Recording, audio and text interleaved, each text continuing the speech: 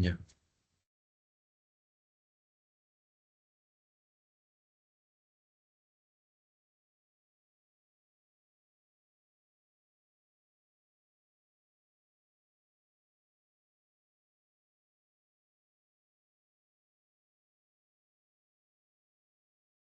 ya. Vamos a ir comenzando. ¿Ok? Bien, chicos, como bien les había hablado en la mañana, el día de hoy, la clase de hoy principalmente va a ser sobre, wait, fármacos para el dolor. ¿Ok? Esta va a ser nuestra clase de fármacos contra el dolor, en donde principalmente podemos encontrar AINES, por lo cual vamos a comenzar por AINES, más opioides. Y nada, me presento una vez más. Yo soy José Alejandro Castro Tuesta y bueno, le estaré dando la clase de hoy. Vamos a recordar un poco qué es el dolor, ¿ok? ¿Qué se entiende por dolor? Dolor es, a ver, es una parte fisiológica. A ver, Antonella, ¿estás? Sí, ¿qué ¿Qué es pasó? qué es el dolor para ti? ¿Qué entiendes por dolor? Bueno, vendría a ser este un sentimiento desagradable provocado por un mecanismo doloroso. Has dicho dos palabras claves. Sentimiento desagradable. Gracias, Antonella. Como bien sabemos, el dolor va a ser algo subjetivo. Cada uno va a percibir el dolor de forma distinta. En este caso, por eso hay personas que dicen que tienen un umbral de dolor muy bajo, porque es puramente subjetivo. O sea, el dolor no es no es un signo, es un síntoma, porque tú no puedes ver el dolor. El paciente es el que te dice. Y cuando es algo subjetivo que tú no puedes ver, tocar o, bueno, escuchar algo, es un síntoma. Es un síntoma desagradable. ¿Por qué desagradable? Ahora, el dolor es una respuesta fisiológica. Esto es fisiológico, porque vendría a ser principalmente una respuesta protectora ante posibles estímulos que hacen mal a nuestro cuerpo, ¿ok? O sea, hay que entender algo. Dolor es subjetivo y desagradable. Desagradable principalmente porque va a ser protector. ¿Ok? Ahora, el dolor se desarrolla en cuatro fases. No sé si esto lo han visto en física. Pero recordamos, el dolor se manifiesta primero en una transducción. ¿Qué es la transducción? Principalmente va a ser los receptores, ¿ok? Va a ser la llegada del dolor. Cuando tienes una lesión, vamos, imagina que esta es la piel, ¿ok? Y tú te cortas. Este es el corte. Cuando tú tienes una lesión, acá va a haber una fibra. Este viene, este viene a ser el receptor. Este receptor se llama un receptor nociceptivo. Es ese receptor que traduce el dolor. Un ejemplo, tenemos fibras nerviosas libres. Es un ejemplo de receptor nociceptivo. ¿Ok? Cuando tú tienes un daño, este ejemplo, este es tu piel y tú te cortas. ¿Ok? Hay dos procesos, dos mecanismos. Primero, la lesión, este daño, esta injuria, que se puede llamar injuria, va a provocar un aumento de prostaglandinas. ¿Qué hace la prostaglandina? Prostaglandina se encarga principalmente de disminuir el umbral del dolor. Hace que los canales iónicos de la zona, los canales ligados a iones, sean más sensibles. Por eso, cuando tú te tocas una herida, normalmente te suele doler más. ¿Y por qué te duele más? Por la prostaglandina. Esta es la que se forma en la lesión de forma focal. Esa es la primera cosa. Y la segunda cosa es que va a haber un receptor del dolor, que ya les dije. Este es el receptor nociceptivo. ¿Ok? Este receptor nociceptivo va a desencadenar la despolarización de la neurona. Y esto lo va a llevar, va a trasladar este potencial de acción hacia lo que es la médula espinal para luego ir al cerebro. ¿Ok? Esta es la primera fase. Prostaglandinas y despolarización. Seguimos con la segunda fase. La segunda fase ya es un proceso más de transporte, pero no se llama transporte, tiene un nombre. Ah, la segunda fase se llama transmisión.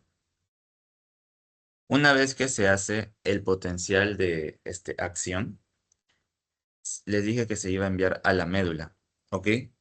Ahora, se va a enviar mediante dos fibras. Tenemos la fibra A y la fibra C. ¿Cuál es la diferencia entre cada fibra? La fibra A detecta un dolor localizado y la fibra C un dolor difuso.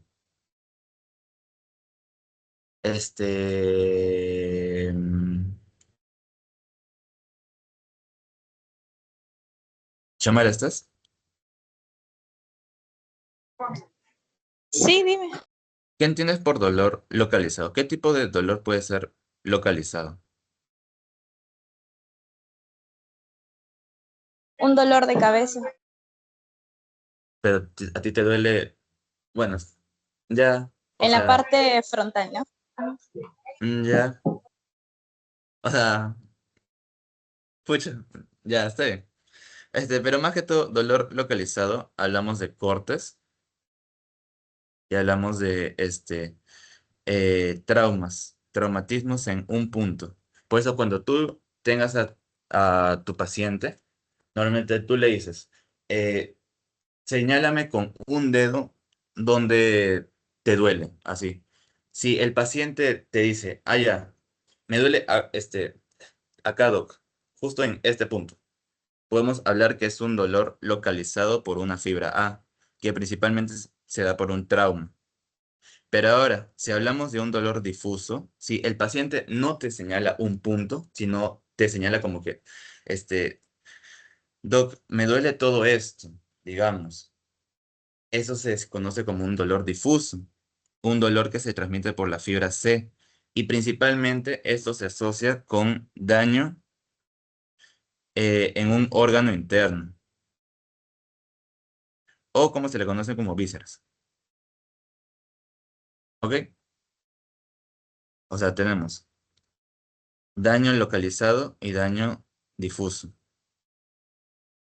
Luego, de estas fibras, la fibra A y la fibra C van a llevar a la médula. Van a entrar por el asta posterior de la médula, porque ustedes saben que la posterior es la que este, se acepta, creo, la parte sensitiva y la anterior la parte motora. Luego van a subir por una vía ascendente. Esto es anatomía 2. La fibra ascendente por la que sube es la anterolateral. Va a subir a la corteza por la fibra anterolateral y se va a localizar en el tálamo. Flavio, ¿estás? Sí, ¿Recuerdas el núcleo del tálamo? Este es anatomía 2. Es núcleo del tálamo asociado con el dolor. no, no me acuerdo, sinceramente. Tranqui. En el tálamo tenemos 8 núcleos y el que se asocia con el dolor es el ventral posterolateral. Y del tálamo va a la corteza. ¿Ok? Esta es la parte de transmisión. Borramos la otra fase.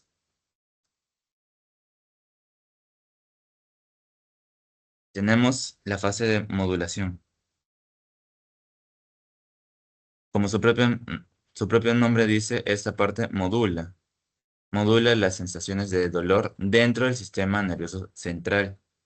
Esto se va a ver principalmente porque la modulación se da dentro del sistema nervioso central por moléculas, ya sea moléculas que tiene un nombre, moléculas inhibitorias o moléculas excitadoras. Excitadoras. Las inhibitorias son las que disminuyen dolor y excitatorias aumentan. Ejemplo de inhibitoria, endorfina, encefalina. ¿Y cuál es la característica o la semejante entre estas dos? Estas dos son opioides. Son opioides. O sea, José, ¿mi cuerpo produce opioides? Sí, tu cuerpo produce opioides. O sea, los opioides van a actuar en esta fase, en la fase de modulación, porque actúan directamente inhibiendo la señal del dolor en el sistema nervioso central. ¿Ok? Y hay otro tipo de modulación, que es la modulación excitatoria, que principalmente se da cuando es por daño. Un neurotransmisor excitatorio es sustancia P y glutamato. ¿Ok? O sea, si los opioides actúan en la fase número 3, significa que nuestro cuerpo reconoce a los opioides y es por esa razón que nuestro cuerpo tiene receptores opioideos.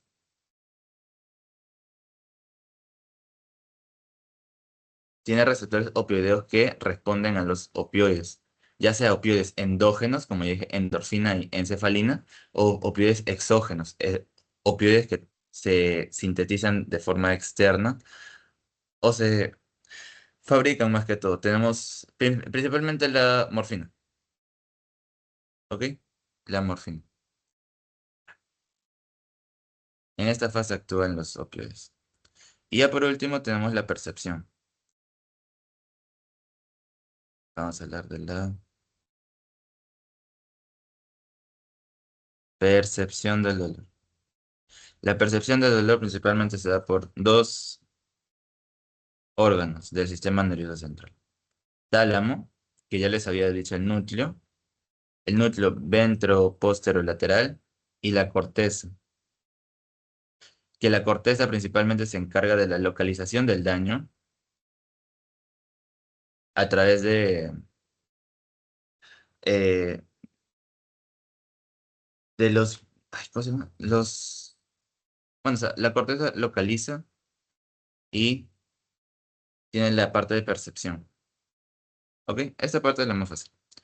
La percepción se da por dos órganos, tálamo y corteza. Tálamo por el núcleo ventroposterior lateral y la corteza principalmente la parte prefrontal, que indica la localización y la percepción del mismo daño. ¿Así todo bien? Sí, sí, sí, sí, sí. Sí, dudas, ¿no? Sí, José. Ya, listo. O sea, ya hemos visto la fisiología del dolor. Ahora, vamos a ver dónde actúan los opioides y los AINES. Los AINES venían a ser fármacos que principalmente actúan en procesos José, inflamatorios. Dime. disculpa, ¿crees que puedas anotar a un lado del PPT, los 4 pasos para tenerlo Sí. ahí? Gracias. A ver. Percepción. Ay. Percepción. Modulación. Transmisión. Y este es, transducción. Esos son los 4 fases, ¿ok? Ya. Ahora sí. Acá actúan los opioides, ya os he dicho. Opioides. Ahora vamos a ver dónde actúan los AINES. Los AINES son fármacos antiinflamatorios. Y principalmente el AINE se asocia con la disminución de producción de prostaglandinas. Les había dicho, la prostaglandina es la que sensibiliza una herida. Hace que el umbral del dolor sea más bajo. Umbral del dolor más bajo. ¿Ok? Entonces, ¿dónde actúan los AINES? ¿En qué fase tienen que actúan los AINES si los AINES disminuyen prostaglandinas? Antonella, ¿estás? Sí, sería en la transmisión, No, entre la transmisión y modulación. no. En la Bueno, primera. Tranqui. Tú recuerdas que cuando tú te haces un corte, la lesión o la injuria es la que produce prostaglandinas. Y esta parte es la primera fase, cuando tú te haces recién el corte. La transmisión más que todo está ligado por la parte de fibra, llega a la médula, de la médula al tálamo y del tálamo a la corteza. ¿Ok? Acá no hay prostaglandina. No hay, o bueno, no hay muchos. Donde se va a producir de forma local y de forma masiva es en la herida. O sea, los AINES van a actuar acá, en la primera fase. ¿Ok? Seguimos. Los AINES principalmente se asocian con una recuperación del dolor tipo leve o moderado. ¿Cuándo hablamos de un dolor leve o moderado? Ahorita vamos a ver eso. Ahora seguimos con los opioides. Opioides, como ya les dije, opioides funcionan en la fase de modulación, porque opioides actúan directamente en el sistema nervioso central y se cambia de modular la transmisión y la percepción del dolor. ¿Ok? Estos opioides se usan para dolores más severos, porque deprimen el sistema nervioso central. O sea, en pocas palabras, los opioides tienen mayor efecto analgésico que los AINES. ¿Ok? Pero los AINES se usan más para procesos inflamatorios, para inflamación. Ahora, vamos a hablar de dos tipos de dolor. El dolor nociceptivo y el dolor neuropático. El dolor nociceptivo se asocia principalmente que es un daño en un tejido. O sea, hablamos de un daño casi, bueno, casi real. Cuando hay un corte o una lesión, una injuria en un tejido, hablamos de un dolor nociceptivo. Ahora, el nociceptivo se separa en dos. Tenemos el nociceptivo visceral, que lo hablamos por fibra C, que es bueno, que se asocia con un dolor difuso. Y tenemos el dolor somático, que lo asociamos con fibras tipo A. Y es un dolor localizado. ¿Ok? Cuando hablamos de dolor nociceptivo, podemos usar AINES o opioides. Opioides. Porque es un dolor real, principalmente. Los AINES se asocian más que todo con procesos inflamatorios y opioides para un dolor más severo, propiamente dicho. Ahora el dolor neuropático. El dolor neuropático principalmente se asocia con una lesión en el sistema nervioso central. Si hay una lesión en el sistema nervioso central, ¿qué tipo de fármacos podríamos usar? ¿AINES? No, porque el AINES no actúa en el sistema nervioso central. El que deberíamos usar principalmente van a ser opioides. Opioides. Y entre otros, como principalmente otros fármacos también podemos usar como antidepresivos. ¿Por qué antidepresivos? Porque aumentan la cantidad de serotonina y principalmente NA, que son moduladores positivos para que no te suele doler ya de forma crónica. ¿Ok? Así que si hablamos de un dolor nociceptivo, asocien con AINES más opioides. Y si hablamos de un dolor neuropático en el sistema nervioso central, vamos a hablar principalmente de opioides. Y bueno, antidepresivos, pero esa no es la tercera. Listo. Ahora, vamos a hablar del EVA. ¿Qué es el EVA? Xiomara, ¿estás? Sí, sí. ¿Qué es el EVA, sabes? ¿Por alguna extraña razón? Es una escala del dolor que va de un rango del 1 al 10. Perfecto. Una escala del dolor. Es la escala del dolor que más se usa, porque es un examen fácil que tú le haces a tu paciente. Tú le dices, señor o bueno, o señora, ¿cuánto le duele? Sabiendo que 1 es prácticamente nada y 10 es lo máximo. Ah, no, es 0 a 10, perdón, porque si no te duele 0. Sabiendo que 0 es que no te duele y 10, pucha, te duele lo máximo.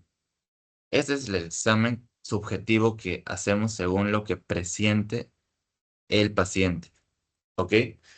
Tenemos un EVA tipo leve, que principalmente se asocia que es un dolor de 1 a 3, moderado que es de 4 hasta 6 y severo hablamos de un dolor 7 a 10.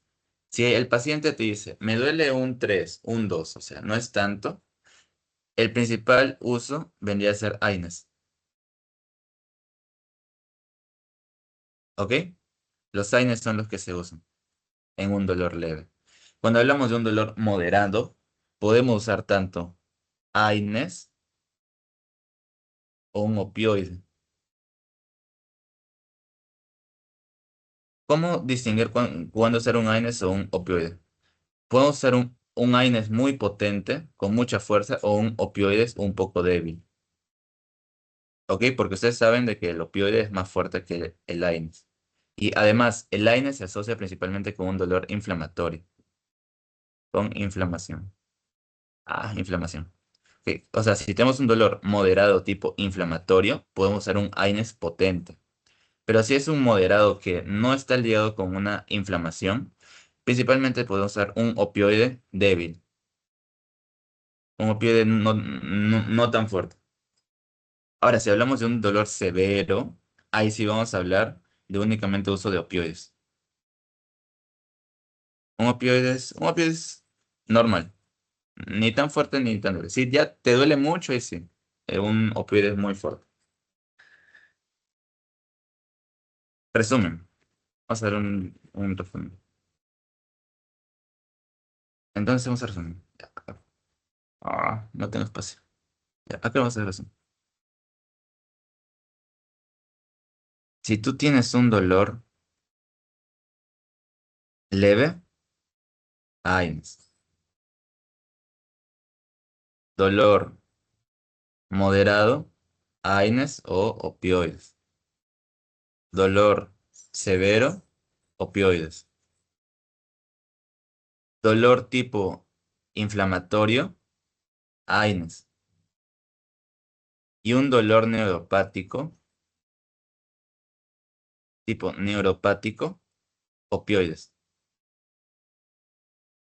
¿Dudas, preguntas hasta acá?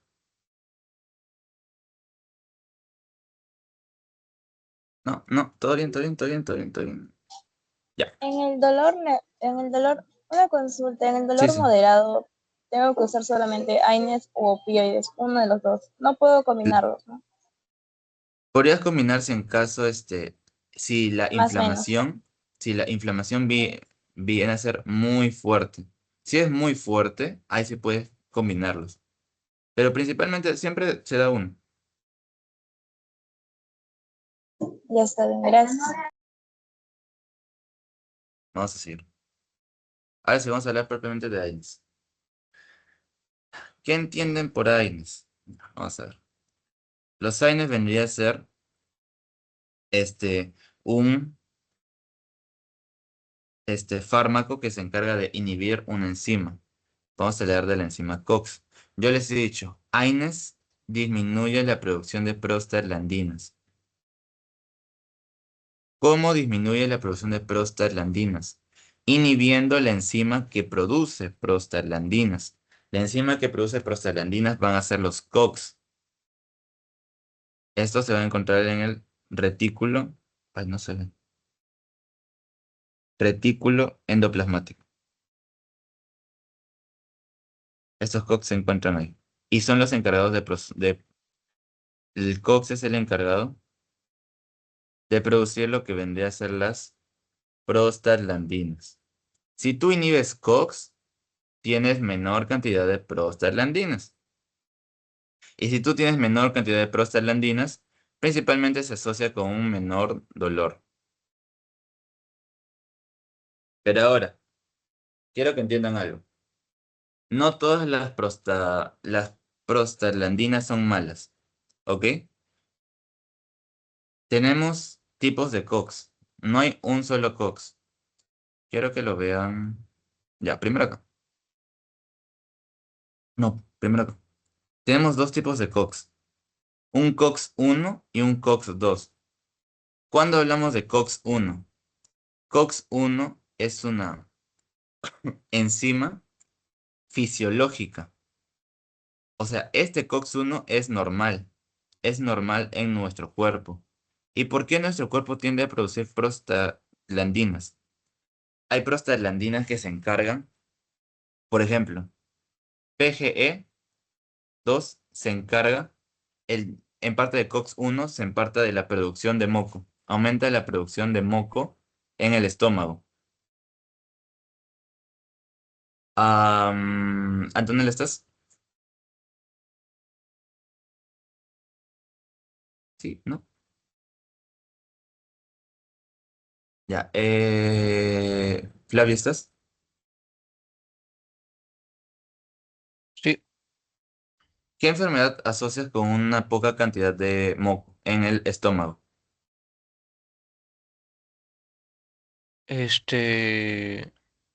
la uno creo.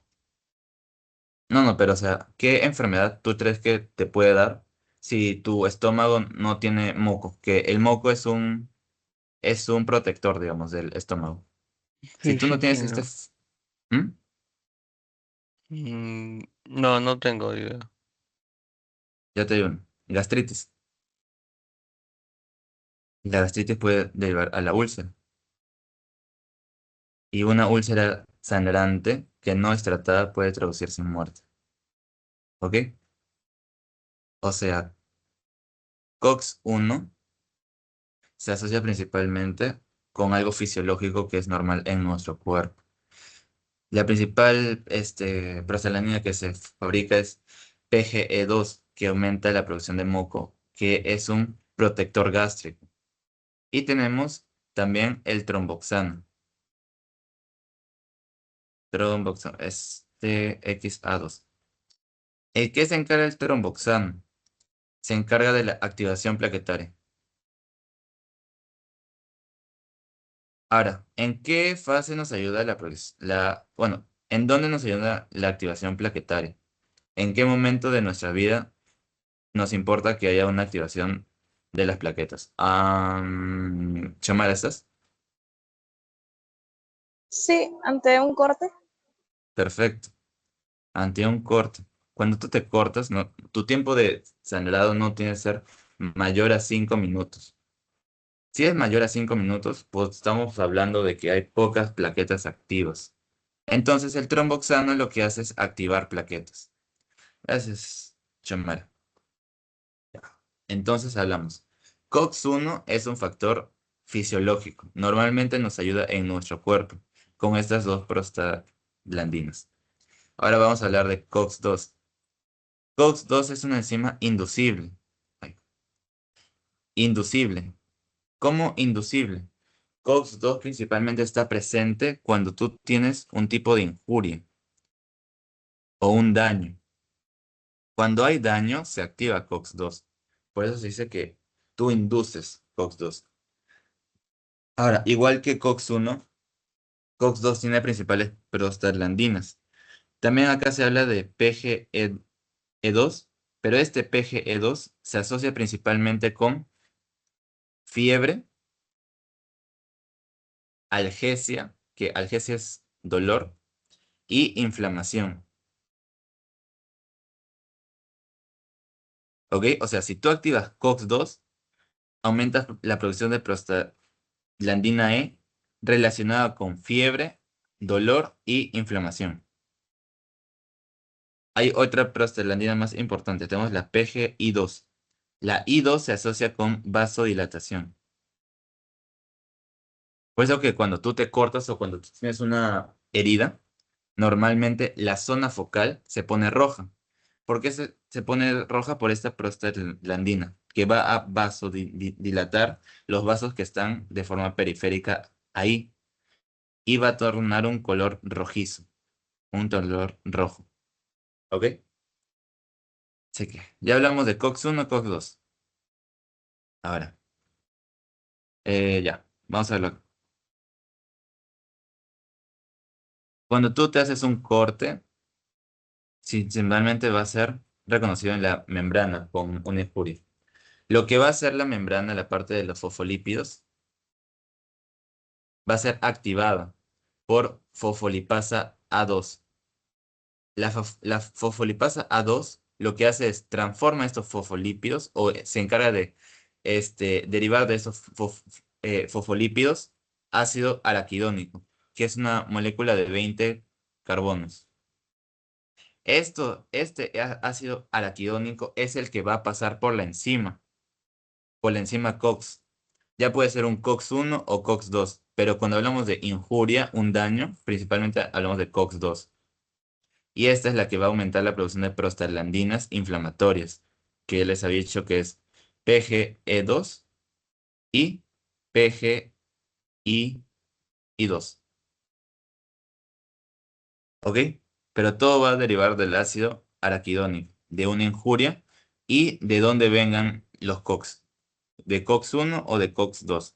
COX-1, recuerden, es fisiológico, es algo, algo normal dentro de nuestro cuerpo, porque nos ayuda en la protección gástrica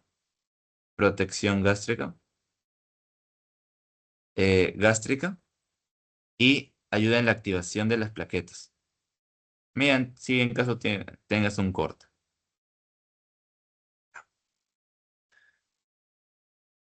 Ah, acá. Acá hay una pequeña tabla que diferencia los COX, ¿ok?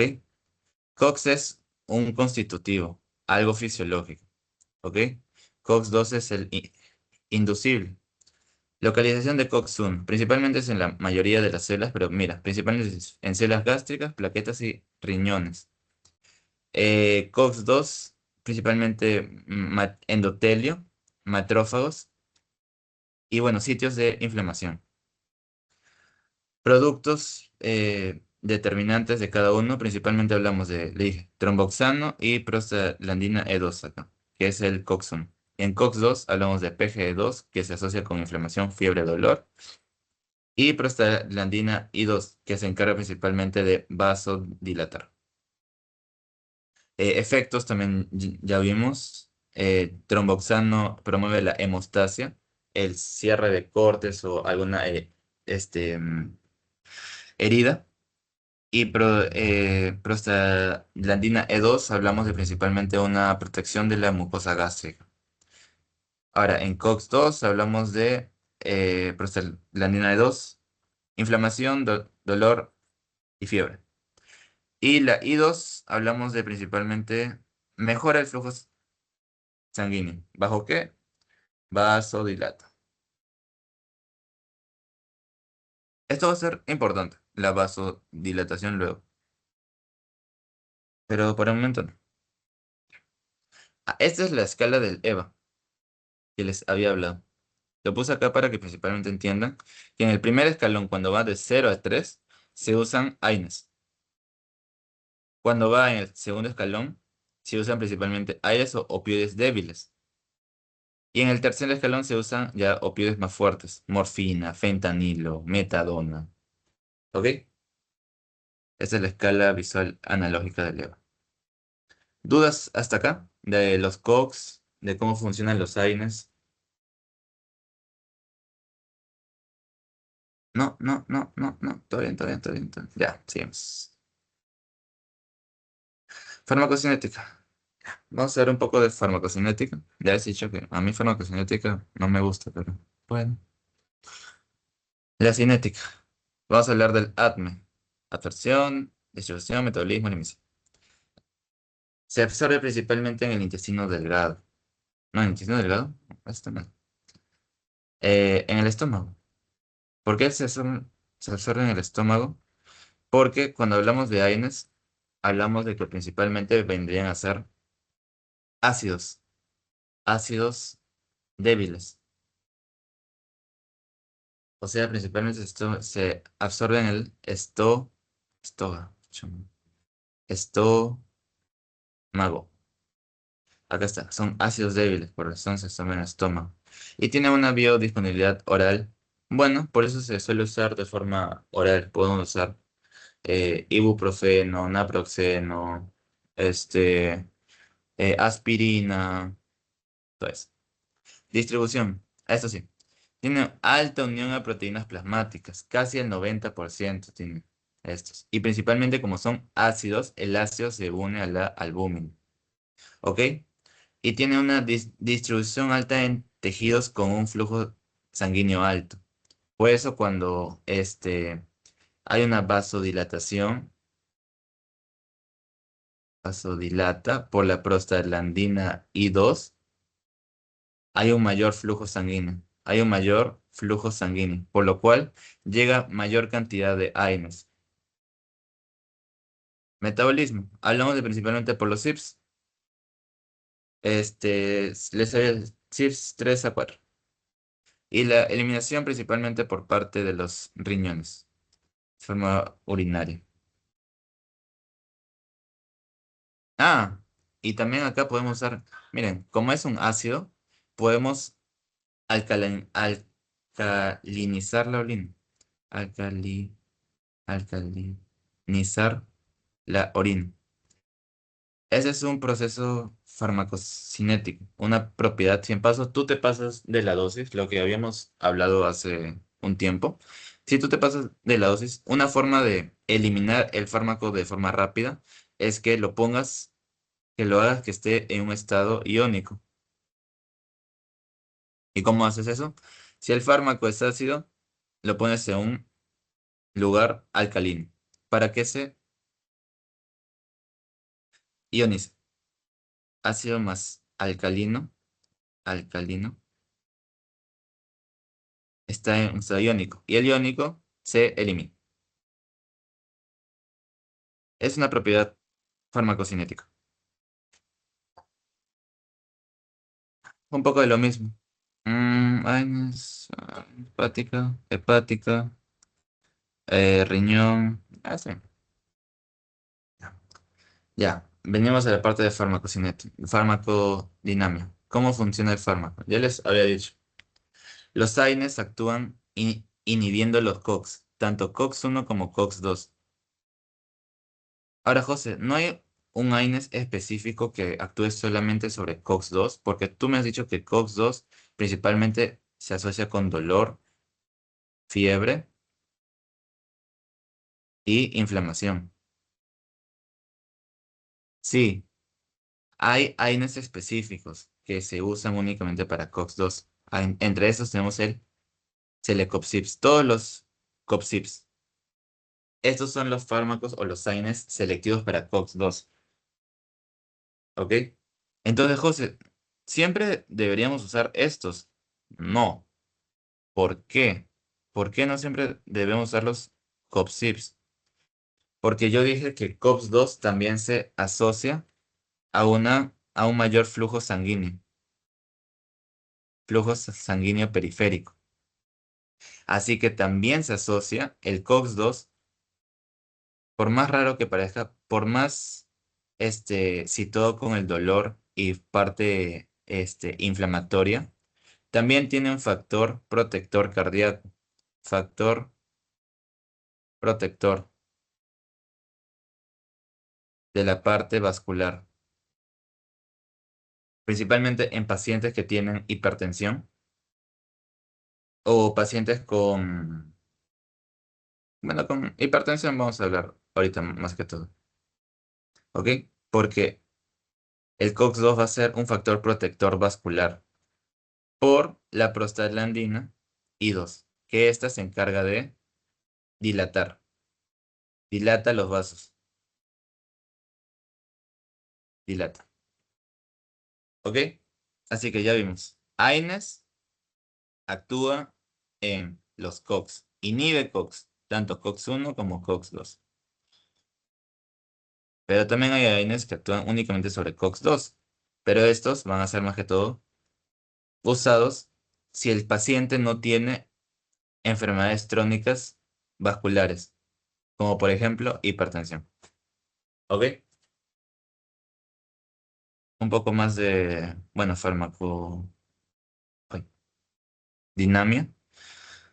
La membrana fosfolipídica tiende a pasar por la fosfolipasa A, se forma el ácido araquidónico. Ácido araquidónico va a formar tanto COX-1, o sea, pasa por COX-1 o por COX-2, dependiendo si hay un daño. Si hay un daño por COX-2, si no hay daño es más que todo COX-1. Los AINES actúan inhibiendo estas enzimas, COX-1 y COX-2. Pero un inhibidor específico de COX-2, ya les he dicho, son los COPSIPs. COPSIPs, ¿ok? De COX-2. Un poco más. AINES inhibe transformación de ácido araquidónico en prostaglandinas. O sea, AINES actúa en los COX. Creo que esta parte está entendible. AINES actúa en COX. Si actúa en COX, inhibe la transformación de ácido araquidónico en prostaglandinas. Ok. ¿Dudas hasta acá? No, no, no, ¿todo bien? ¿Todo bien, todo bien, todo bien, todo bien, todo bien, todo bien? Ya, seguimos. Una consulta, Dime. de repente, entonces si tenemos un paciente hipertenso, como dijiste, mejor utilizamos COX-2, un selecocit, el grupo de ahí. Perdón, ¿puedes repetir? Sí, si tenemos un paciente hipertenso, Ya. utilizamos el grupo que va a ser el COX-2, ¿cierto? Ajá. ¿Qué pasa? Mm, No, no digo, hacemos eso directamente, ¿verdad? ¿Se asocia directamente? Sí. No digo, No te escuché hacemos bien, ello. perdón. O sea, hacemos eso. Paciente hipertenso y que viene con un dolor en el tobillo No, no, no, no, muy no. fuerte. No, no, no, no, no, no, no, no, no. Ay, no, no, no, no. Ya, le explico para vez, ya te entendí. Si el paciente es hipertenso, normalmente tiene una vasoconstricción trónica, ¿ok? ¿Quién se encarga de vasodilatar? Prostaglandina I2. Y la prostaglandina I2 proviene del COX-2. Si tú le das un inhibidor de COX-2, un COPSIP, tú quitas esa dilatación, ¿ok? Y si tú no das esta dilatación necesaria en este paciente, puede provocar un daño. Y es por eso que COX-2 a veces se asocia con una protección vascular, porque COX-2 se asocia con prostaglandina I2 y esta dilata los vasos. Y si un paciente tiene una vasoconstricción trónica, si es trónico, tú quieres que dilate. ¿Cómo dilatas? Con prostaglandina I2. Si tú no tienes esta, porque tú das un COPSIP, te puede producir un daño. Vamos a poner muerte ya. ¿Ahora sí? Xiomara, ¿ahora sí? ¿Otra vez podrías explicarlo, por favor? Ya. COX-2 produce prostaglandina I2. La prostaglandina I2 se encarga de dilatar los vasos. Se encarga de dilatar los vasos periféricos. Vasos periféricos. Imagínate, tú tienes un paciente con hipertensión. La hipertensión, tú sabes que es una vasoconstricción trónica. La vasoconstricción trónica, tú lo que quieres llegar a un paciente con vasoconstricción crónica es que tienda a dilatar, pero ya de forma eh, fisiológica. Por lo tanto, debe haber prostaglandina I2. Si tú das un COX-ZIP, que vendría a ser un inhibidor selectivo de COX-2, tú no tienes esta prostaglandina que dilata. Si tú no tienes esta prostaglandina que dilata los vasos, no va a haber un efecto, o bueno, va a causar daño en un paciente que tenga ya vasoconstricción, porque no vas a poder dilatar los vasos y te puede producir en un daño vascular. ¿Ok? O sea, es más que todo lógica. Si tú no tienes prostaglandina I2, no dilatas. Si no dilatas en un paciente que tiene vasoconstricción crónica, lo matas. ¿Ahora sí? Sí, entonces la solución sería darle... Otro tipo de AINES que también actúen sobre COX-1. O sea, un AINES no tan selectivo por COX-2. Esa es la principal solución. O sea, un AINES que actúe tanto en COX-1 como en COX-2. Esa es la solución. Claro, claro, porque la COX-2 creo que no hace que no produzca prostaglandinas I2, creo, ¿no? Ajá. Listo. Ah, ya, listo, Seguimos. claro. Ya. Vamos a hablar un poco de la clasificación. Esto no lo preguntan mucho, pero pucha, por si acaso. Del ácido salicílico, el que más nos importa es la aspirina. AAS es aspirina, es por si acaso. Del indometacilo tenemos el Sulindac. Del aril acético, diclofenaco, que lo usamos para dolor esquelético, es dolor de hueso esquelético. Oxicam, tenemos peroxicam, piracenola, metamizol. Los arilpropiónicos, esos son los más comunes, más comunes. Los que siempre usamos, ibuprofeno y naproxeno. Tenemos otros. Entre otros tenemos los inhibidores de COX-2, lo que ya habíamos hablado. Inhiben únicamente COX-2, los COPSIPs. José, ¿por qué acá hay paracetamol? Paracetamol no se categoriza como un AINES, ¿ok? El paracetamol no es AINE, no es un antiinflamatorio no esteroideo. ¿Por qué? Para ser considerado AINES tiene que tener un efecto de bajar la fiebre, de analgesia y antiinflamatorio. Antiinflama. ¿Ok? El paracetamol tiene efecto en bajar la fiebre y en analgésico, pero no tiene propiedad antiinflamatoria. Es por eso que el paracetamol no es un AINES, porque no cumple los 3 requisitos que tiene que tener un AINES. Son 3 requisitos. Solo cumple 2. Baja la fiebre y produce analgesia, o sea, me baja el dolor. ¿Ok? Ya. Vamos con los efectos principales de los AINES. Como ya he dicho, el AINES principalmente se asocia con analgesia, antiinflamación y antipirético. Ambos son producidos por la prostaglandina E2. O sea, si tú inhibes prostaglandina E2, vas a tener este triple efecto. ¿Ok? Tiene también un efecto antitrombótico. ¿Por qué?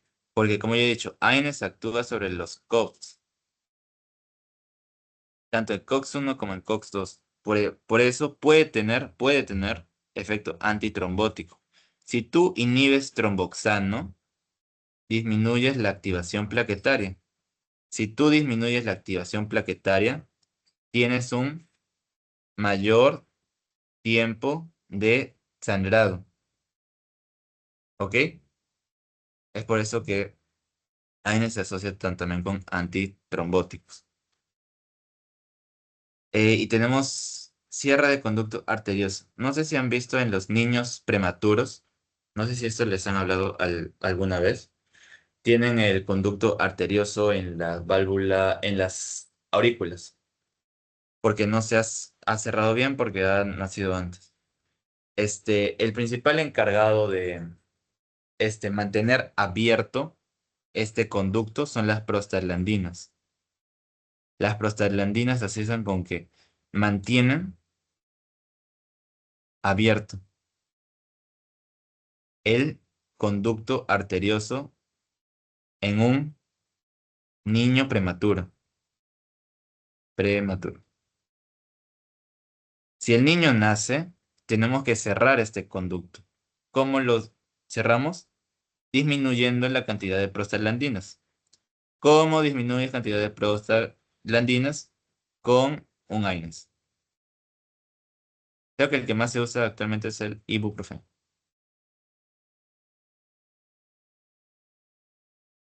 Ok.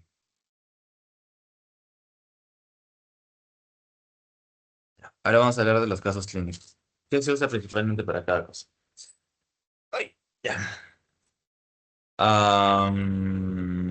Ya. Y también les puse una tabla para que asocien qué tan selectivo es un fármaco, tanto como en COX-1 como en COX-2. Miren, acá tenemos los COPSIPs. COPSIPs saben que actúan principalmente en COX-2. Y en COX-1 principalmente tenemos ketorolaco, aspirina, por ahí. Esto lo vamos a hablar en la otra diapo. Así que principalmente vamos a comenzar con los casos, con los usos clínicos.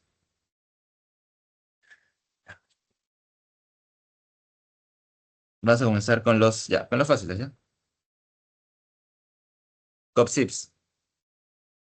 El COPSIP ya dije, inhibidor selectivo de COX-2. Se usa principalmente en pacientes que, que tengan úlceras gástricas. José, ¿por qué en paciente que tenga úlcera gástrica? Porque ustedes saben que COX-1 es un factor protector. Protege. Protege la parte gástrica. Si tú inhibes COX-1, te dan úlceras. Así que vamos a usar un fármaco que actúe únicamente sobre COX-2 y no sobre COX-1 para disminuir la cantidad de úlceras producidas. ¿Ok? Seguimos con ibuprofeno, que es el más común que siempre hemos usado. El ibuprofeno es el más clásico. Tiene efecto antipirético, que disminuye la fiebre, analgésico, disminuye el dolor, y antiinflamatorio. Principalmente lo vamos a usar cuando tienen un tipo de inflamación en el sistema respiratorio superior. Pero es de los más usados, eso siempre lo van a ver. Paracetamol, ya dije, no es un AINES. Por lo tanto, si no es un AINES, solo tiene efecto antipirético y tiene efecto analgésico. O sea, lo podemos usar en dolores que no están asociados a una inflamación. Por ejemplo, cuando te duele la cabeza sin alguna razón específica, sin un tipo de inflamación, podemos usar paracetamol. Es lo que siempre se da, porque no hay un indicio de inflamación en algún lugar de tu cuerpo. El Sulidac. Sulidac principalmente se usa para el tratamiento de la gota. La gota vendría a ser la acumulación de ácido úrico. Este ácido úrico se asocia con inflamación. Aumenta la inflamación en las articulaciones. Y el principal que se usa es el Sulindac. Seguimos. Metamisol. Metamisol es el único AINE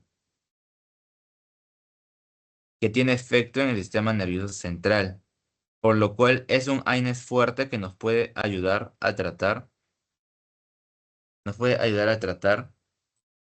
dolores tipo en el sistema nervioso central. ¿Ok? Metamisol. Es el único que actúa en el sistema nervioso central. Aspirina. La aspirina, como ven, yo lo he puesto acá. ¿Por qué? No sé si saben, o alguno tiene algún papá o un abuelo que toma aspirina todas las noches. ¿Alguno? No, no, no, no. Bueno, generalmente los pacientes que tienen problemas de hipertensión o problemas de formación de trombos, toman una dosis pequeña de aspirina. 100 miligramos creo que es la dosis al día, por día, una vez al día. ¿Por qué? La aspirina inhibe COX-1 de forma irreversible. Este es irreversible. Si tú inhibes COX-1 de forma irreversible, vas a tener una disminución, principalmente en el tromboxano, no, TXA, en la producción de tromboxano, TA2. Y como bien le dije, tromboxano se asocia con la activación plaquetaria, aumento de activación de plaquetas.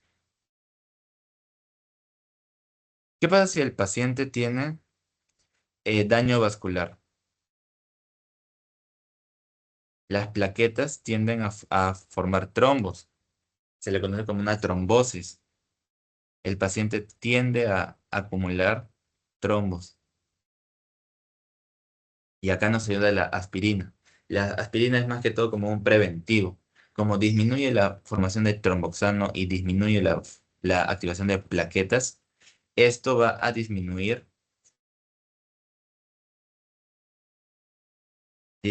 la formación de trombos.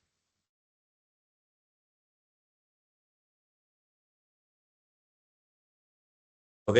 Y es por eso que la aspirina se usa todas las noches en pacientes que tengan algún problema cardíaco. Y por último tenemos el ketorolaco. Ketorolaco es el AINES más potente. Es muy potente. Es tan potente que si tú lo usas 5 días seguidos, probablemente te produzca una úlcera. ¿Ok? Ya. ¿Dudas sobre esto? ¿O todo bien? ¿Todo bien? ¿Todo bien? Sí, sí, sí. Ya, vamos a seguir. ¿Ok? Vamos a ver los efectos adversos. Vamos a ver Cox. Cox. Sí. Ya. Principalmente cuando hablamos de una inhibición de COX-1, hablamos de efectos adversos gástricos. ¿Por qué? Porque el COX-1, recuerdan, fabrican lo que es prostaglandina E2 y esta, en la parte gástrica, aumenta la producción de moco. Si tú quitas esta prostaglandina, tú vas a tener una disminución de producción del moco. Acá lo escribo. Producción de moco. Por lo tanto, tiende a formarse úlceras. Acá tenemos el principal ejemplo. El COX-1 más potente que hay, ketorolaco, que se asocia mucho a un daño gástrico en menos de 5 días. En 5 días ya tienes una úlcera, posiblemente. Y cuando hablamos de COX-2, hablamos de principalmente riesgos vasculares. ¿Por qué? COX-2 se asocia principalmente a prostaglandina I2. I2 es un vasodilatador. Si tú inhibes esta, ya no tienes una vasodilatación, tú tienes una vasoconstricción. Y si el paciente ya tiene una hipertensión crónica, pucha, lo matas. ¿Ok? Es por eso que COX-2, el celecoxib, se asocia mucho con daño cardiovascular. Acá es un ejemplo, ¿quién hace más daño en la parte gastrointestinal y en la parte cardíaca? Gastrointestinal, principalmente tenemos bueno, acá pondría ketorolaco. Ketorolaco. Naproxeno, ibuprofeno. Y por último, los COPSIBs. Y en el daño cardíaco, bueno, ditlofenaco yo no pondría. Primero pondría celecoxib o heterocoxib. Y luego sí, ibuprofeno y naproxeno sería el último. Les puse un caso clínico. Antonella, ¿estás? Perdón. Sí. Ayúdame en este caso clínico. Mira, te explico. Paciente de 45 años. Tiene antecedentes de gastritis crónica. Ok. Ya diagnosticada hace 2 años. Tiene un dolor en el epigastrio después de las comidas. O sea, hablamos principalmente. Esto ya me dice, hay una úlcera. Úlcera. Ya, ¿qué más? Presenta dolor musculoesquelético en la zona lumbar, por la cual en la última semana. Y para su tratamiento de este dolor, el médico decide dar ibuprofeno por 5 días, 500 miligramos cada 8 horas. ¿Qué opinas?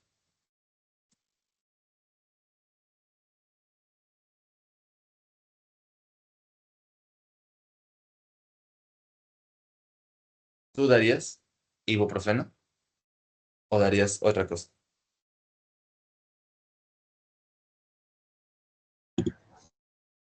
No estoy segura, pero creo que el ibuprofeno podía interferir con el tema de la gastritis y bueno, las úlceras.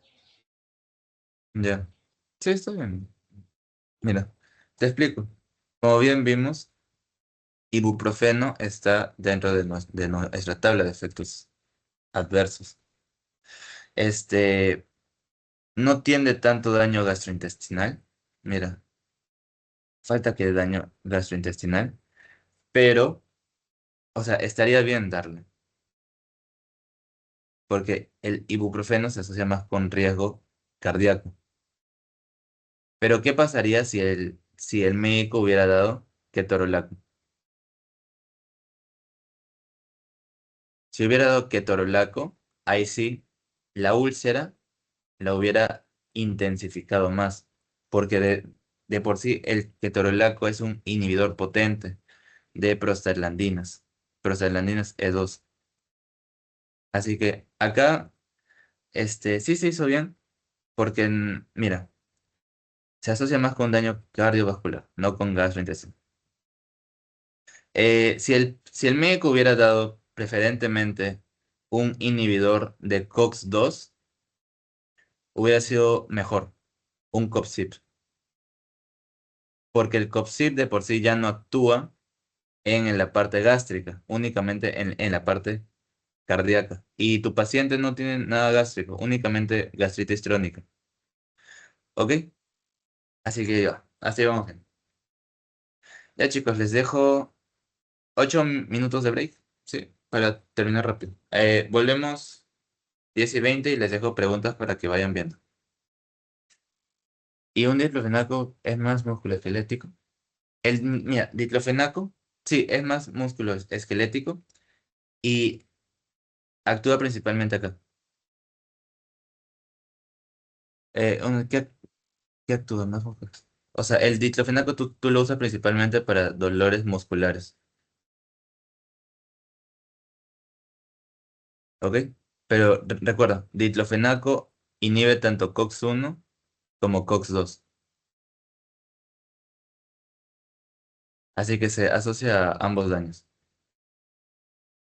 ¿Ya? 10:20 volvemos, chicos. ¿Sí? Razoncita para choler.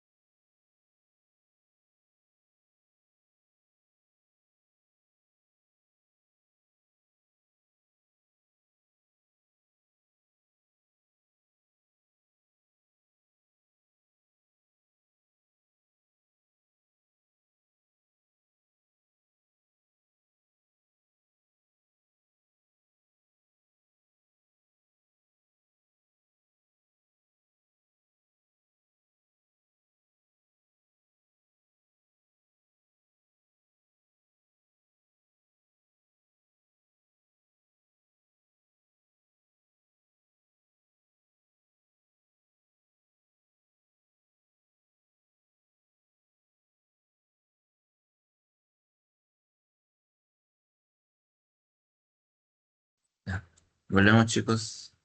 ¿Dudas? ¿Preguntas sobre los estos? ¿O todo bien?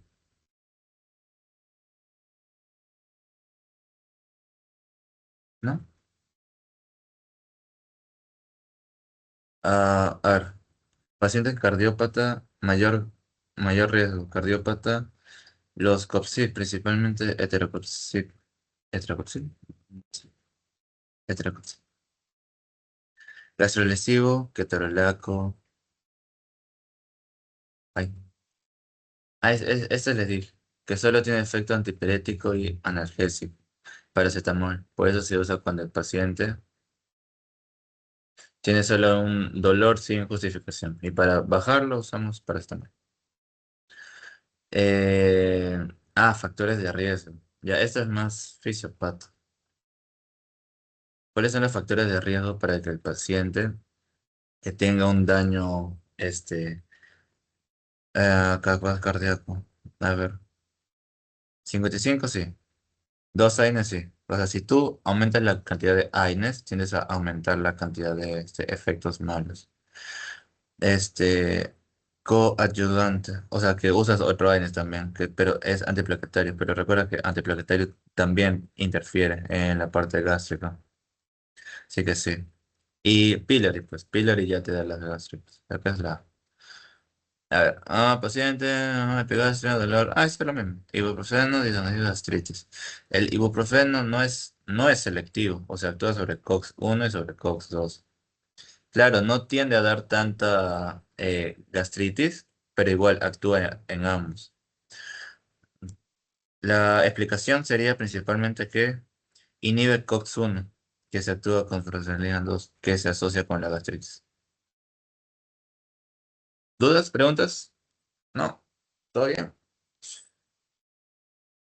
Ay, ya. Seguimos, ya para terminar. Vamos a ver los opioides el día de hoy. Seguimos con opioides.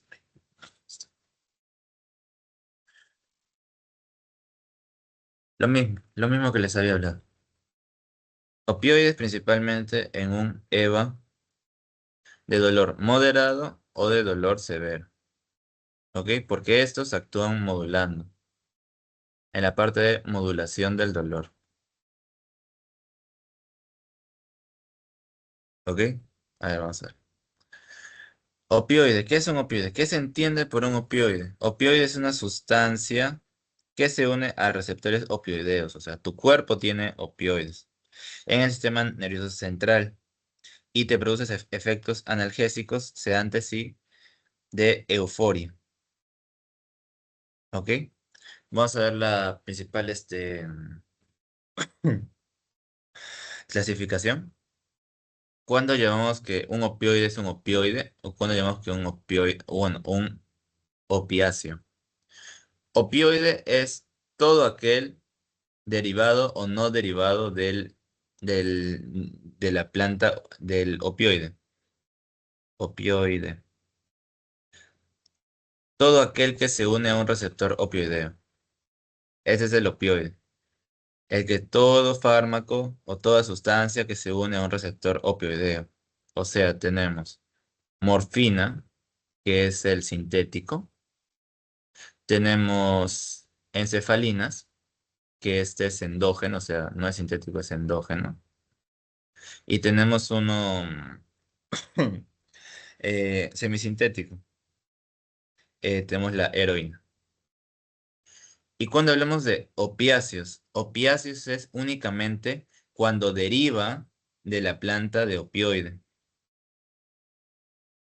O sea, principalmente hablamos de derivados del opio.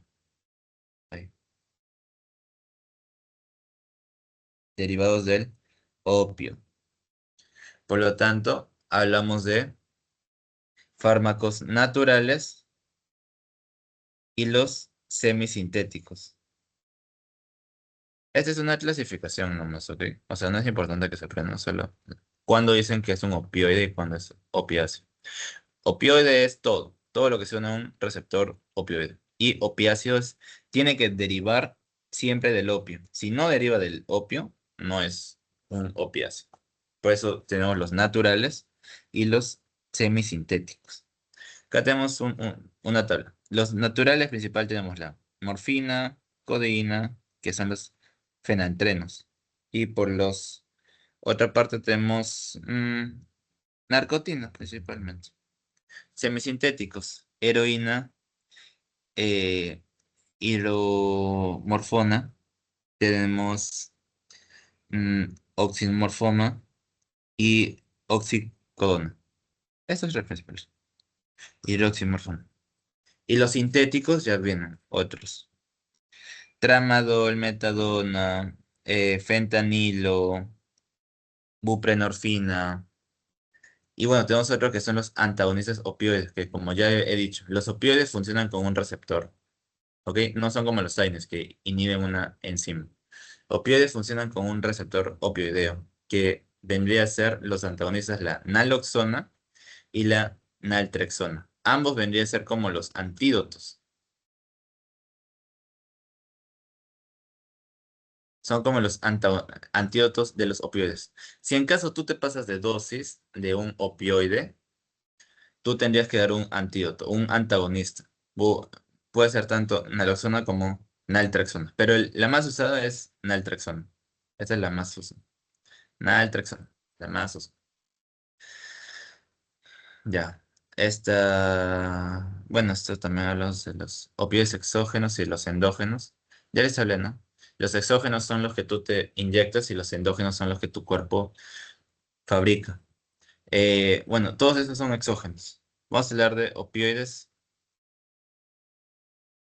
Los endógenos, cuando hablamos de endógenos, hablamos de que tu cuerpo mismo los fabrica. Tenemos encefalinas, endorfinas, principalmente. Endorfinas. ¿Ya? Y ahora vamos a hablar de una clasificación según cómo funcionan. Esta ya hablamos de clasificación, cómo se clasifican según su acción, según antagonistas, sintéticos, naturales, semisintéticos, como hemos hallado. Pero vamos a ver según cómo funcionan, según el mecanismo de acción. Vamos a hablar de agonistas puros y agonistas parciales. Xiomara, ¿estás? Sí, ¿Recuerdas que era un agonista puro a comparación de un agonista parcial?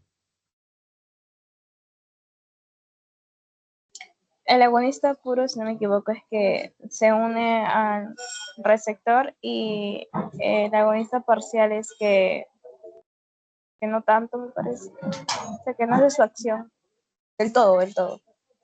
Ajá, ajá. Más que todo, vamos a hablar de la acción. El puro nos habla de una acción del 100% y el parcial nos habla de una acción menor al 100%. ¿Ok? Ejemplos. De puro, morfina, fentanilo, metadona. Parcial, buprenorfina. Esto. Ahora, ¿qué es un agonista antagonista? El agonista antagonista es que hay tipos de receptores opioideos. El receptor opioideo, opioide. Son tres tipos: mu, kappa y delta.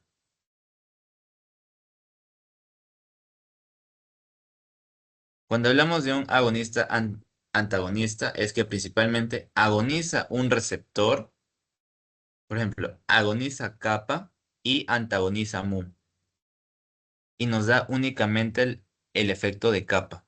Vamos a ver los efectos de cada receptor luego, pero quiero que entiendan la idea. Cuando hablamos de un agonista, antagonista, es que agoniza un receptor y antagoniza otro. Ejemplo, pentazocina, es el más usado. De actividad mixta. Cuando hablamos de un opioide de actividad mixta, principalmente es que no solo actúa sobre un receptor opioide, sino que se puede tener otro efecto. Por ejemplo, aumenta la cantidad de noradrenalina o aumenta la cantidad de serotonina.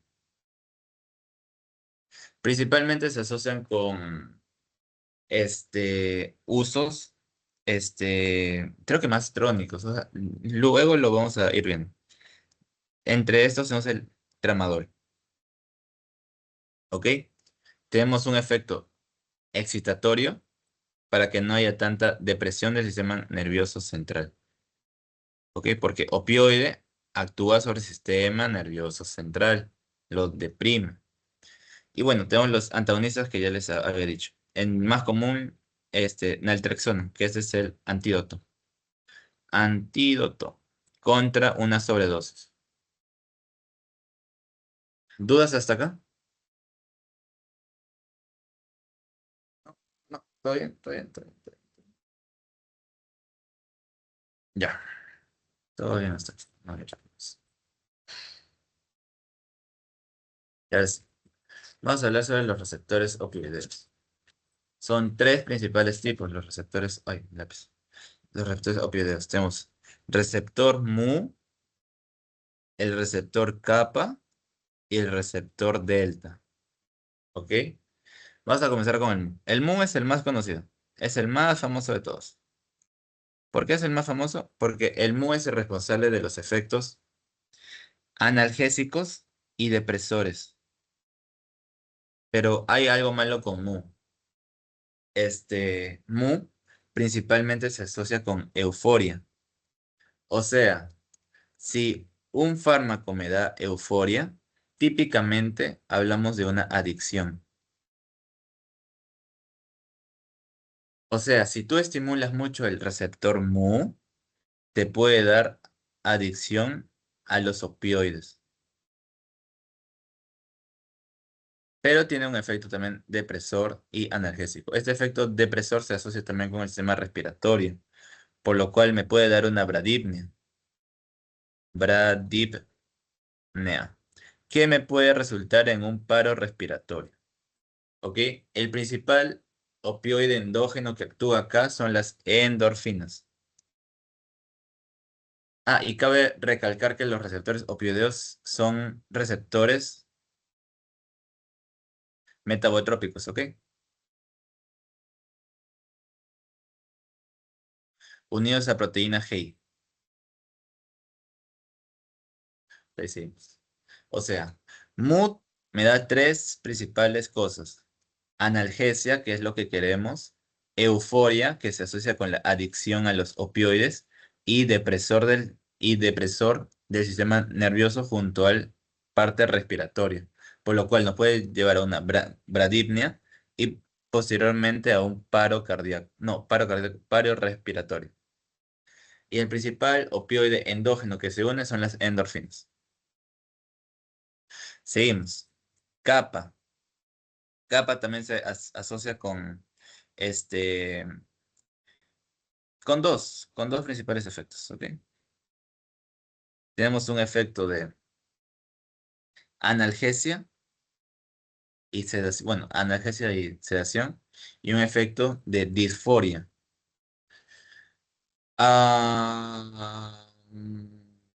Antonella, ¿estás?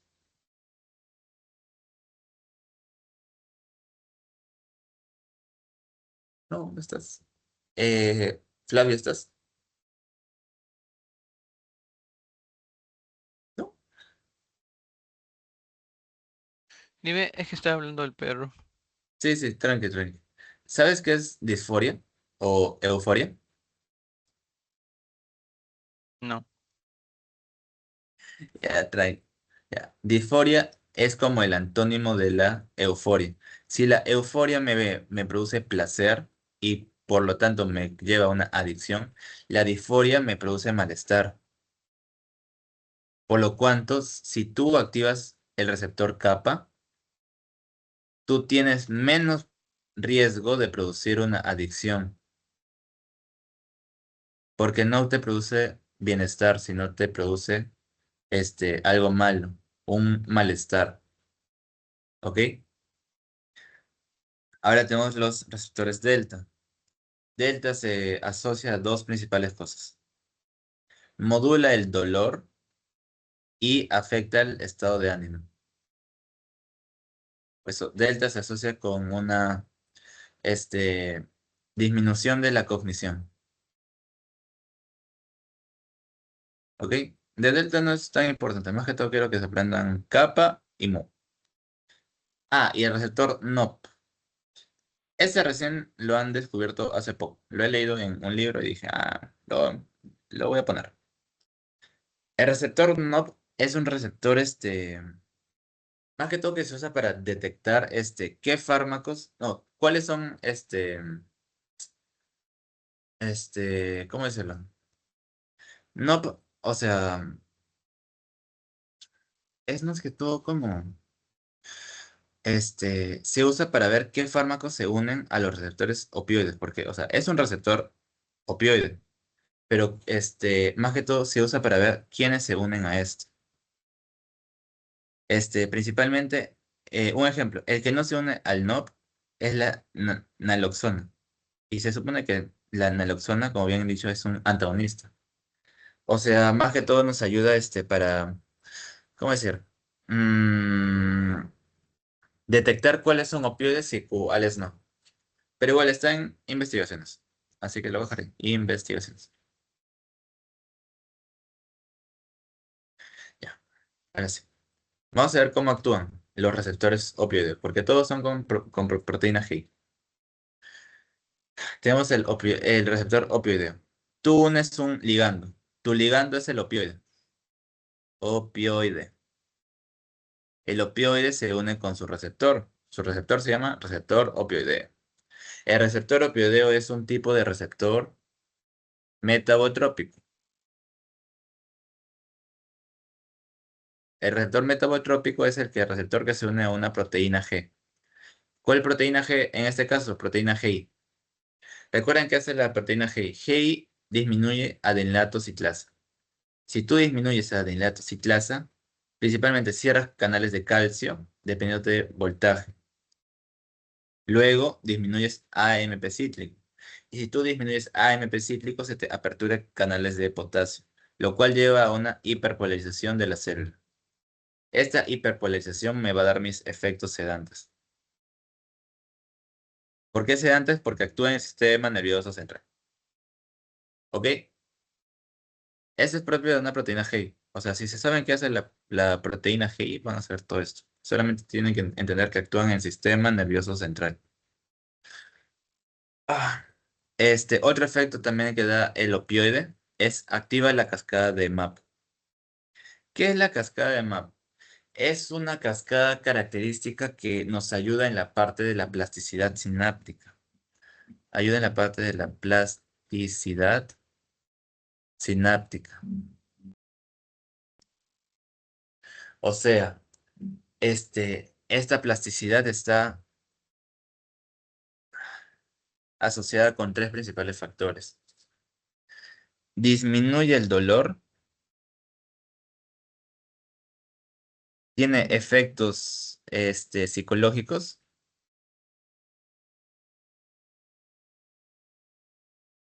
y se relaciona con la memoria. ¿Ok?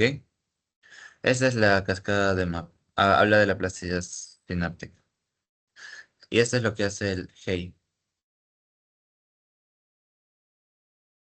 Y bueno, también lo tenemos acá. Miren, morfina, saben que es un opioide. Acá también morfina. Se une con GEI. Vamos a hablar dentro de la célula. Eso es dentro del sistema nervioso central. GI disminuye adenatociclasa, disminuye AMP cíclico. Debería disminuir AMP cíclico, por lo cual no hay esto y no sea todo lo que vendría a ser la excitabilidad. No sea porque tú acá lo disminuyes. Si en caso tú aumentas a- adenilato, aumentas esto, te da PK y PK te da todo eso. Pero como no, como inhibe, disminuye, me va a dar un efecto de hiperpolarización de la célula.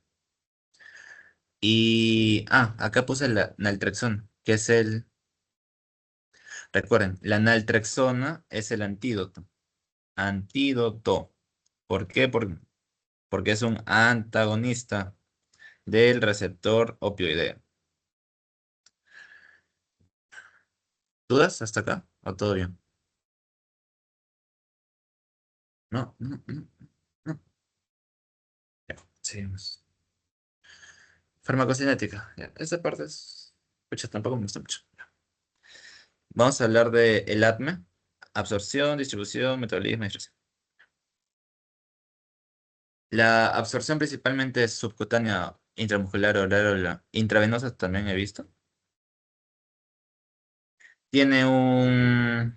Para enterar muchos tiene una alta unión a proteínas, no tanto como los AINES. Yo recuerdo que le dije en AINES es un 90%. Estos no, estos es solo 20 a 70. Y tiene una mayor concentración, eso sí es importante.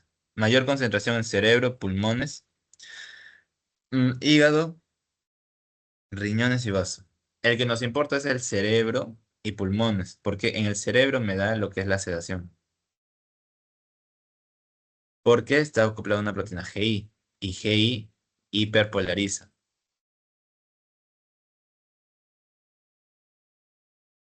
¿Ok? Y en los pulmones, ¿qué hacen los pulmones? Como deprime también a los pulmones, me va a llegar a dar una bradicardia. Y si continúa con la bradicardia, puede llegar a un paro respiratorio. ¿Ok? Son los principales lugares que tienen que entender. Su principal acción es en cerebro, pero donde puede llegar y hacer daño es en los pulmones. Metabolismo. Principalmente son por los CYPs. CYPs 3A4 y CYPs 2D6. La excreción principalmente se da por la orina. Y estos, los opioides dejan metabolitos activos.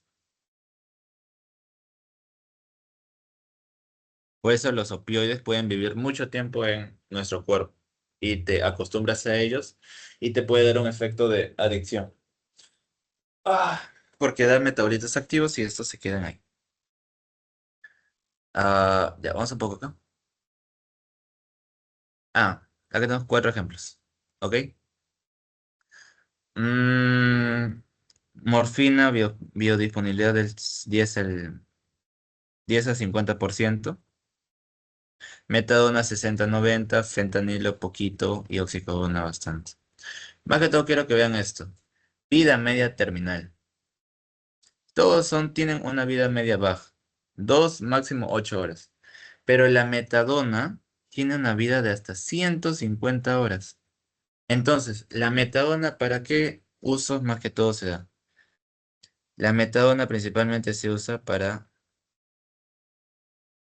un efecto de dejar, este, dejar de consumir opioides. O sea, más que todo tiene un efecto para ir disminuyendo la cantidad de opioides. eh, para ir disminuyendo las adicciones. Porque tú a un adicto no le puedes quitar de la nada este, un fármaco, bueno, una sustancia adictiva. Tú tienes que ir bajando la dosis poco a poco y con un tiempo, o sea, bastante largo. Entonces, la metadona nos ayuda a eso, porque su tiempo en el cuerpo es muy grande y nos ayuda a que esta persona que está en adicción pueda ir disminuyendo su dosis, ¿ok? Vaya bajando la dosis. Y esto es por un principio farmacocinético, el tiempo que se mantiene en el cuerpo. Am, los opioides son considerados bases débiles, ¿ok? Más que todo, de esto quiero que se aprendas. Son bases débiles, los opioides. El caso clínico lo voy a salir. Esta vez lo voy a salir, porque este creo que lo hice mal. Creo, me parece. Ya. Sexo masculino, edad 56 años. El paciente tiene cirrosis hepática, ¿ok? O sea, tiene menor cantidad de CYPs. Y tiene un dolor crónico de neuropatía. O sea, si es una neuropatía, ya les había dicho. Tenemos que hacer un fármaco que actúe en el sistema nervioso central. Ejemplo, un opioide. Opioide. Ya. Paciente refiere a un dolor neuropático. Es un EVA de 8, un EVA alto. O sea, hay que hacer un opioide sí o sí. Mm, no sé, con un paracetamol, digamos. Es un tipo AINES, o sea, no me sirve en ese tipo de dolor. Y menos si es neuropático. y inicia con morfina. Tras su administración, el paciente presenta somnolencia, bradicardia y náuseas. Si se sospecha toxicidad. ¿Por qué? Ya. ¿Por qué se sospecha toxicidad? Recuerden que el paciente tiene cirrosis. Y recuerden que los opioides se metabolizan en el hígado y tienen metabolitos activos.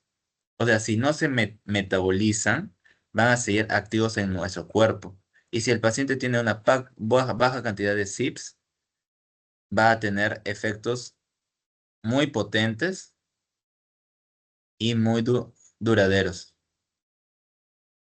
Y es por eso que se explica. Somnolencia, que es una depresión del sistema nervioso central. Bradipnia, lo que les dije, se llega a los pulmones, puede provocar un paro respiratorio. Y náuseas. Ah, y los opioides también actúan en el centro de las náuseas. ¿Dudas hasta acá o todo bien? No, no, no, dudas. No.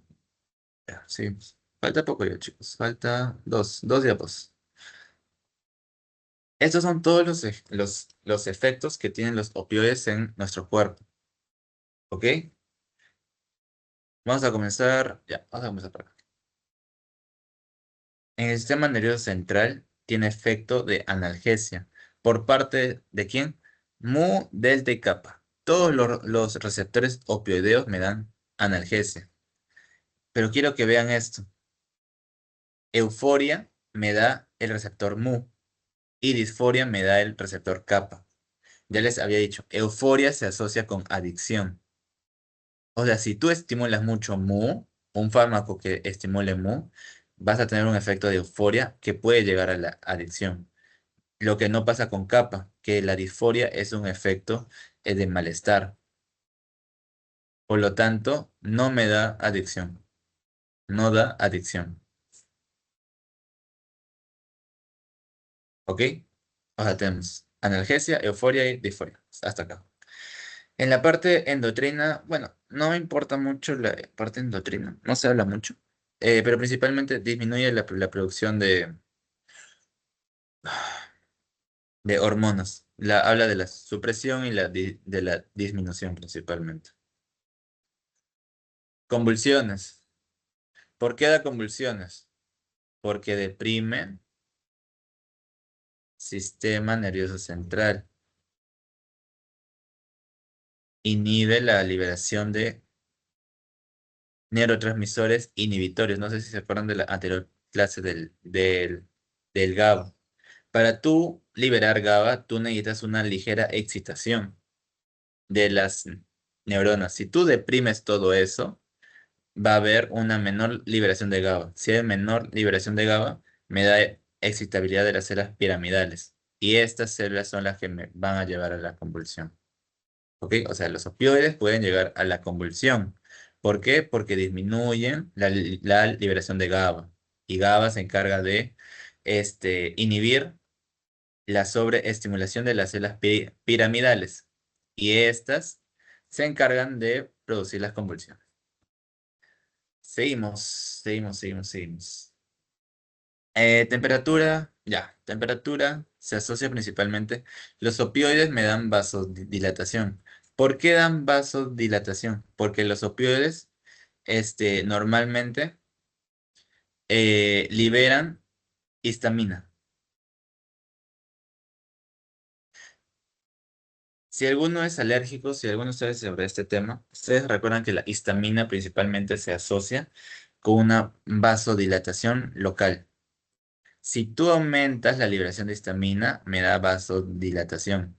Y esta vasodilatación principalmente se asocia con una pérdida. Vasodilatación se asocia con una pérdida del calor corporal.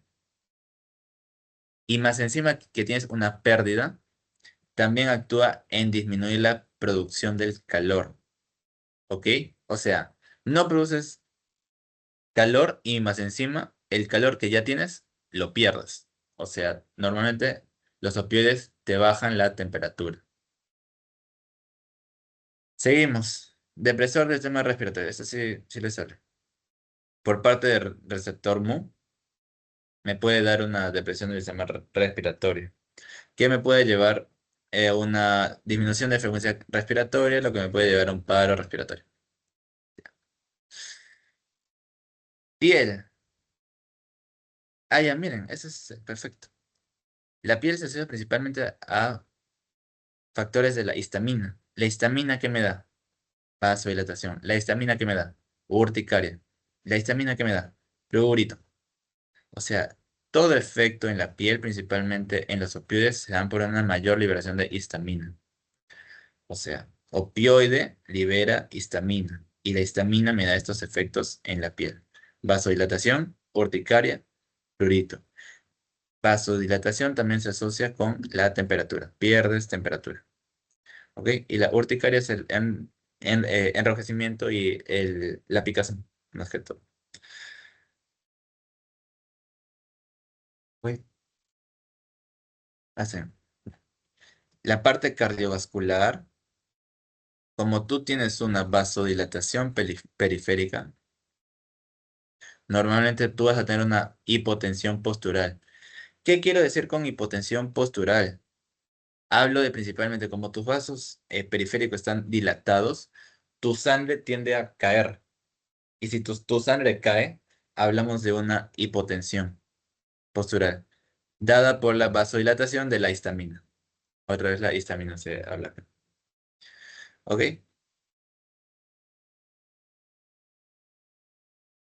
Seguimos con tracto gastrointestinal. Principalmente en la parte gastrointestinal va a disminuir la motilidad gástrica. ¿Ok? O sea, prolonga el tiempo que las comidas o los procesos gástricos están ahí.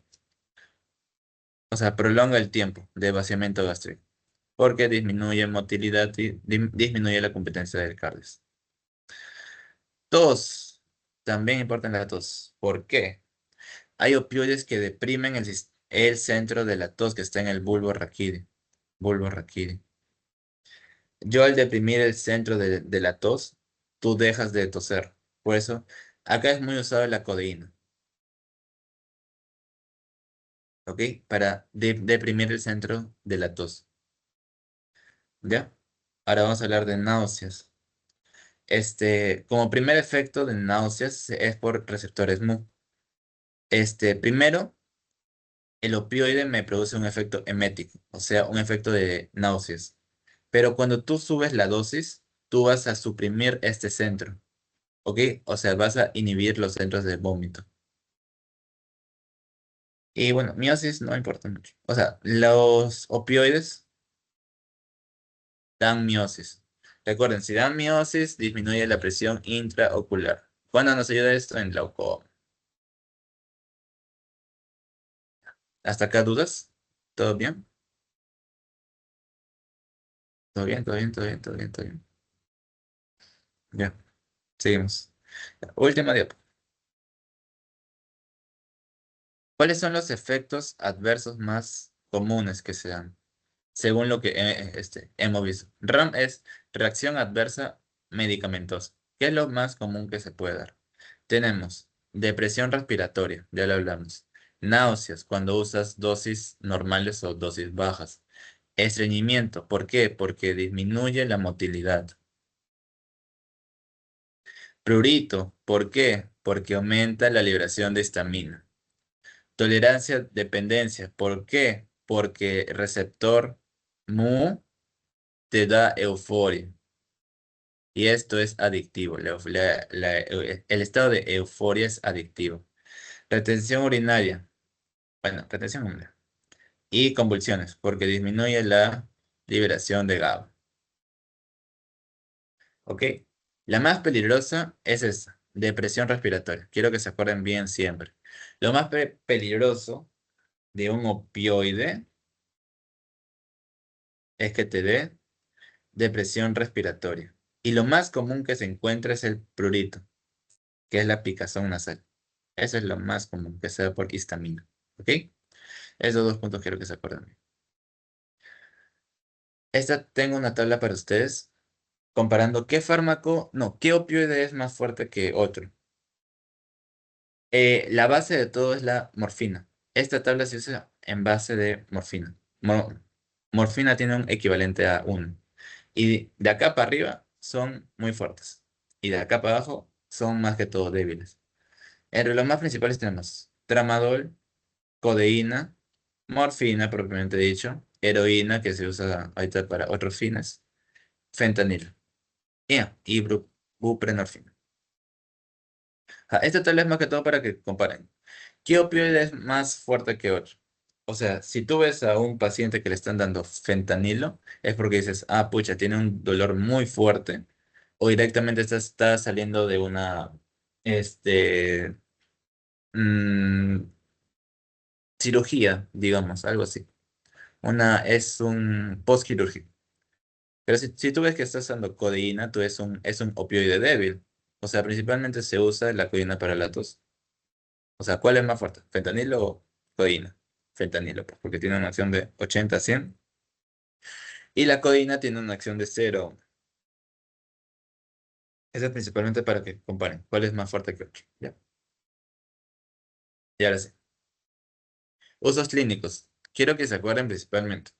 Opioides se usa para el dolor moderado severo o dolores que tienen que ver con el sistema nervioso central. ¿Ok?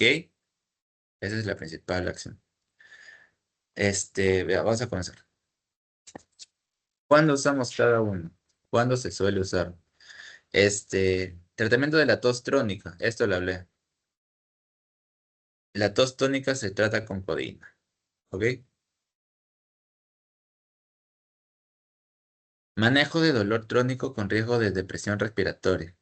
O sea, tú quieres un fármaco que no te produzca depresión respiratoria. Oh, que no te produzca una depresión respiratoria.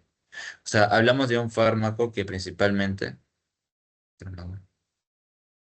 tenga tanto efecto inhibitorio más un efecto excitatorio. Recuerden que el tramadol vimos que era un fármaco de efecto mixto. O sea, se une al receptor opioideo, deprime, pero también aumenta la cantidad de noradrenalina y serotonina. Por lo tanto, se puede usar principalmente para pacientes que tienen capaz una depresión respiratoria. Para analgesia, ¿qué usamos para analgesia? Principalmente morfina y fentanilo. Depende de qué tan compleja es la cirugía. Es en procedimientos quirúrgicos. Dolor moderado severo. Lo mismo, morfina y fentanilo. Son dos opioides muy usados en la parte del dolor. Más que todo, morfina más que todo, ¿ok? Ah, acá vamos a poner morfina, ¿ya? Porque la morfina es la que más se usa. Cuando hablamos de un dolor severo, más que todo se usa morfina. Tratamiento de las adicciones. Queremos un fármaco, un opioide que no actúe en el receptor mu, porque me da la euforia, pero que tenga su efecto de opioide. Les había hablado de un fármaco de acción agonista antagonista, ¿cuál tenemos? Tenemos la tenemos la metadona. Y por último, un dolor neuropático también que tenemos. ¿Por qué neuropático? Porque de la misma forma aumenta, o sea, no solamente actúa, no, no es tramadol, neuropático,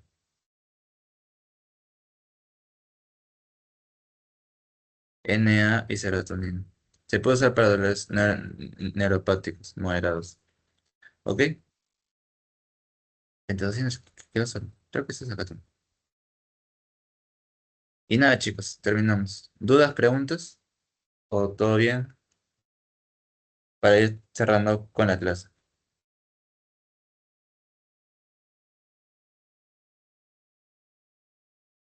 ¿Sí? ¿Todo bien?